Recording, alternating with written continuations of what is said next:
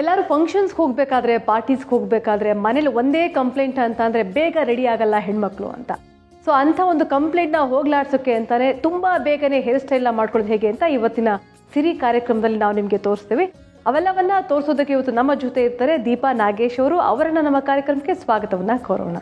ದೀಪಾ ಅವರೇ, ಸಿರಿ ಕಾರ್ಯಕ್ರಮಕ್ಕೆ ಆತ್ಮೀಯ ಸ್ವಾಗತ ತಮಗೆ. ನಮಸ್ಕಾರ. ಎಲ್ರಿಗೂ ಒಂದು ಅನುಭವ ಆಗಿರುತ್ತೆ, ಏನಂತ ಅಂದರೆ ತುಂಬ ಚೆನ್ನಾಗಿ ರೆಡಿ ಆಗ್ತಾರೆ, ಒಳ್ಳೆ ಕಾಸ್ಟ್ಯೂಮ್ಸ್ ಹಾಕ್ಕೊಂಡಿರ್ತಾರೆ, ಬಟ್ ಅದಕ್ಕೆ ಸೂಟ್ ಆಗುವಂಥ, ಮ್ಯಾಚ್ ಆಗುವಂಥ ಹೇರ್ ಸ್ಟೈಲ್ನ ಮಾಡ್ಕೊಳ್ಳೋಕೆ ಸಾಧ್ಯ ಆಗೇ ಇರೋಲ್ಲ. ಸೊ ಅಂಥವ್ರನ್ನ ಮನಸ್ಸಲ್ಲಿ ಇಟ್ಕೊಂಡು ಇವತ್ತಿನ ಕಾರ್ಯಕ್ರಮದಲ್ಲಿ ಯಾವ ಹೇರ್ ಸ್ಟೈಲ್ನ ತೋರಿಸ್ತಾ ಇದ್ದೀರಾ ಇನ್ಸ್ಟೆಂಟಾಗಿ ಆಗುವಂಥದ್ದು ಅಂತ?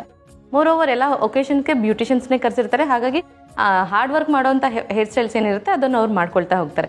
ಸೊ ಡೈಲಿ ಬೇಸಿಸ್ಗೆ ಯೂಸ್ ಆಗುವಂಥದ್ದು ಅಂದರೆ ಜಸ್ಟ್ ಗೋ ಆನ್ ಮೇಕಪ್ ಅಥವಾ ಹೇರ್ ಸ್ಟೈಲ್ ಅಂತ ಏನು ಹೇಳ್ತೀವಿ, ಇನ್ಸ್ಟೆಂಟಾಗಿ ಆಗುವಂಥದ್ದು.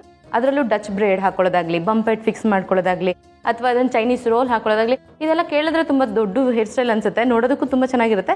ಆದರೆ on the go just few ಮಿನಿಟ್ಸಲ್ಲಿ ನಾವು ಅದನ್ನು ಮಾಡ್ಕೊಳ್ತಾ ಹೋಗ್ಬಿಡ್ಬೋದು. ಖಂಡಿತ. ಸೊ ಇವತ್ತಿನ ಕಾನ್ಸೆಪ್ಟಲ್ಲಿ ನಾನು ಅದನ್ನೇ ತೋರಿಸ್ಕೊಡ್ತಾ ಇದ್ದೀನಿ. ಹಾಗಾದರೆ ಶುರು ಮಾಡೋಣ ಅಲ್ಲ? ಖಂಡಿತವಾಗಿ. ಇದನ್ನು ಮಾಡಬೇಕಂದ್ರೆ ನಾವು ಫಸ್ಟ್ನೇ ಡಿಸೈಡ್ ಮಾಡಿರಬೇಕು ಯಾವ ಥರ ಹೇರ್ ಸ್ಟೈಲ್ ನಾವು ಇವ್ರಿಗೆ ಕ್ಯಾರಿ ಮಾಡ್ಬೋದು ಅಂತ. ಸೊ ಅವ್ರ height at least 1 or 2 inches increase ಆಗಬೇಕು ಅಂತ ಅಂದ್ಕೊಂಡಿದ್ದಾಗ ನಾವು ಇದರಲ್ಲಿ ಲಾರ್ಜರ್ ಸೈಜ್ನ ತೊಗೊಳ್ಬೋದು. And it's very very easy. ನೀವು ಇದನ್ನು ಜಸ್ಟ್ ಪಾಟಿಂಗ್ ತೊಗೊಳ್ಳಿ. ಡೈರೆಕ್ಟ್ ಬಂಪೆಟ್ ಫಿಕ್ಸಿಂಗ್ ಆದಷ್ಟು ಮಾಡೋಕ್ಕೆ ಹೋಗ್ಬೇಡಿ, ಯಾಕಂದರೆ ಇಲ್ಲಿಂದ ಡೈರೆಕ್ಟಾಗಿ ಮೌಂಟೇನ್ ಥರ ಕಾಣಿಸುತ್ತೆ ಅದು. ಬಂಪೆಟ್ ಹಾಕಬೇಕಂದ್ರೆ ಅಟ್ಲೀಸ್ಟ್ ಕ್ರೌನ್ ಸೆಕ್ಷನ್ ಅಂತ ಏನು ಹೇಳ್ತೀವಿ, ಇದನ್ನು ನಾವು ಹೀಗೆ ಮುಂದೆ ಸೆಕ್ಷನ್ ತೊಗೊಳ್ಬೇಕು.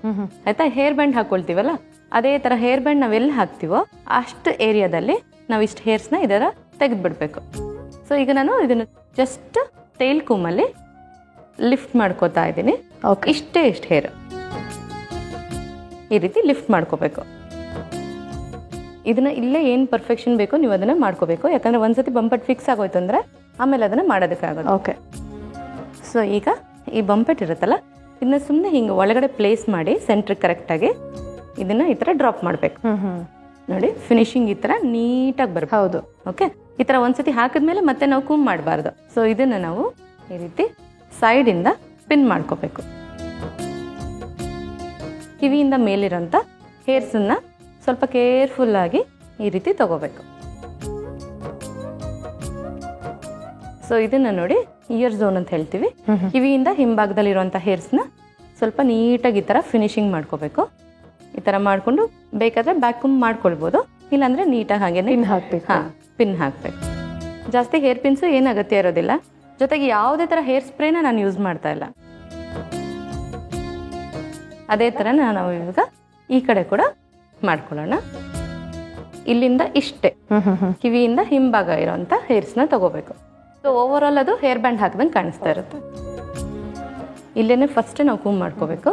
ಇನ್ ಕೇಸ್ ತುಂಬ ಸ್ಪ್ಲಿಟ್ ಎಂಡ್ಸ್ ಇತ್ತು ಅಥವಾ ಶಾರ್ಟ್ ಹೇರ್ಸ್ ಇತ್ತು ಅಂದರೆ ಮಾತ್ರ ಸ್ಪ್ರೇ ಅಗತ್ಯ ಇರುತ್ತೆ, ಇಲ್ಲಾಂದರೆ ಬೇಡ. ಇಲ್ಲಿ ನೋಡಿ, ಇದಕ್ಕೆ ಬ್ಯಾಕ್ ಕೂಮಿಂಗ್ ಅಂತ ಹೇಳ್ತೀವಿ. ಇದನ್ನು ಈ ರೀತಿ ಬ್ಯಾಕ್ ಕೂಮಿಂಗ್ ಮಾಡಿಬಿಟ್ಟು ಆಮೇಲೆ ಇದನ್ನು ಫ್ರಂಟಿಂದ ಹಿಂಗೆ ಹಾಕಿದಾಗ ಅದೊಂಥರ ಬುಷಿಯಾಗಿ ಕಾಣಿಸುತ್ತೆ. ಹೌದು, ವಾಲ್ಯೂಮ್ ಎಕ್ಸ್ಟ್ರಾ ಆ್ಯಡ್ ಆಗುತ್ತೆ ಅದರಲ್ಲಿ. ಪಿನ್ ಮಾಡ್ಕೊಳ್ಳೋಕ್ಕಿಂತ ಮುಂಚೆನೇ ಫಿನಿಶಿಂಗ್ ಮಾಡ್ಕೋಬೇಕು.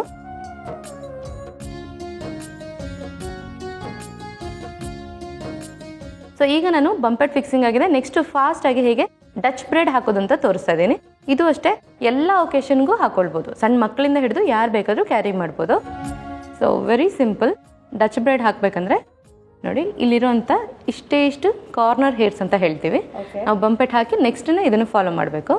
ಸ್ವಲ್ಪನೇ ಹೇರ್ಸ್ ತೊಗೊಂಡು ಇದನ್ನು ಫಸ್ಟ್ ನಾವು 3 ಸೆಕ್ಷನ್ ಆಗಿ ಮಾಡ್ಕೋಬೇಕು. ಆಯಿತಾ? ಇದರಲ್ಲಿ ನಾರ್ಮಲ್ ಪ್ಲಾಟ್ ಅಂತ ನಾವೇನು ಹೇಳ್ತೀವಿ, ಜಡೆ ಹಾಕ್ತೀವಲ್ಲ, ಅದೇ ರೀತಿ ಹೀಗೆ 1-2-3 ಸತಿ ಹಿಂಗೆ ಜಡೆ ಹಾಕೋಬೇಕು. ಇದು ಹಾಕೊಂಡಾದ ನಂತರ ಒಂದೊಂದು ಸ್ಟ್ಯಾಂಡ್ಗೂ, ಅಂದರೆ ನಮ್ಮ ರೈಟ್ ಸೈಡ್ ಬರುವಂಥ ಇಂಡಿವಿಜುವಲ್ ಸ್ಟ್ಯಾಂಡನ್ನು ಇದರೊಳಗಡೆ ಹೀಗೆ ಸೇರಿಸ್ಕೊಳ್ತಾ ಹೋಗಬೇಕು. ನೋಡಿ, ಎವ್ರಿ ಟೈಮ್ ನಾವು ಈ ಕಡೆ ಲೆಫ್ಟ್ ಸೈಡ್ ಹಾಕ್ತೀವಲ್ಲ, ಅದು ಹಾಕಿದ ತಕ್ಷಣ ರೈಟ್ ಸೈಡ್ ತೊಗೊಂಡಾಗ ಅದನ್ನು ಫಿನಿಶಿಂಗಿಗೋಸ್ಕರ ನಾವು ಇಂಡಿವಿಜುವಲ್ ಸ್ಟ್ಯಾಂಡ್ನ ಈ ಥರ ಕೂಮ್ ಮಾಡಿಕೊಂಡು ಮಾಡ್ತಾ ಹೋಗ್ಬೋದು.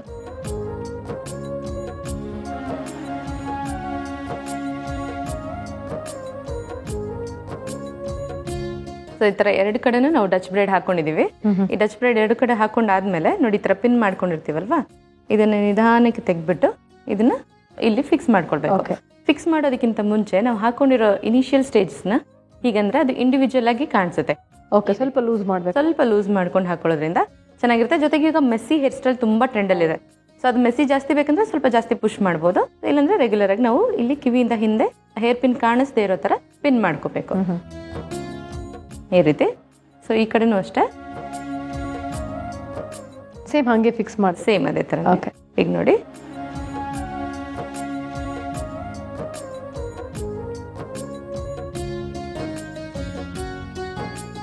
ಸೊ ಈ ರೀತಿ ಒಂದ್ಸತಿ ಫಿಕ್ಸ್ ಆದ್ಮೇಲೆ ಇಲ್ಲಿ ಏನು ಹೇರ್ ಸ್ಟೈಲ್ ಬೇಕಾದ್ರೂ ಮಾಡ್ಬೋದು.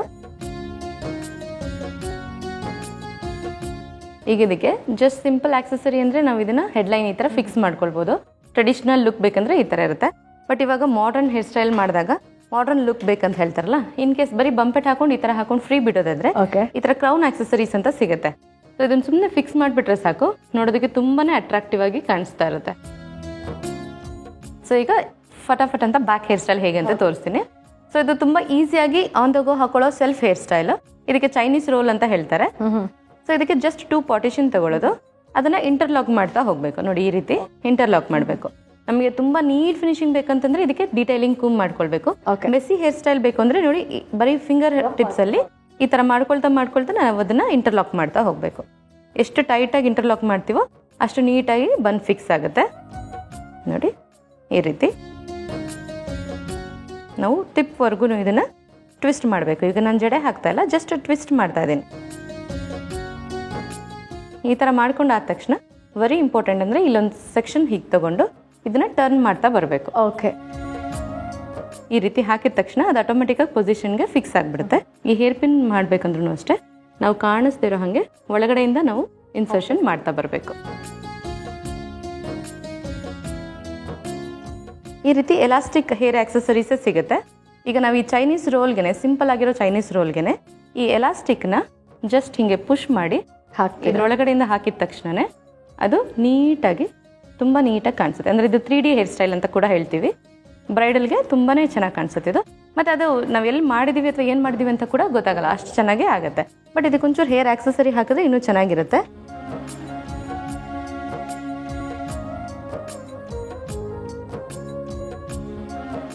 ಈಗ ನೋಡಿ ಫೈನಲಿ ನಾವು ಇಯರಿಂಗ್ಸ್ನ ಈ ಥರ ಫಿಕ್ಸ್ ಮಾಡಿಬಿಟ್ರೆ ಅದು ನೋಡೋದಕ್ಕೂ ತುಂಬಾ ಚೆನ್ನಾಗಿರುತ್ತೆ. At the same time grand look ಬರುತ್ತೆ.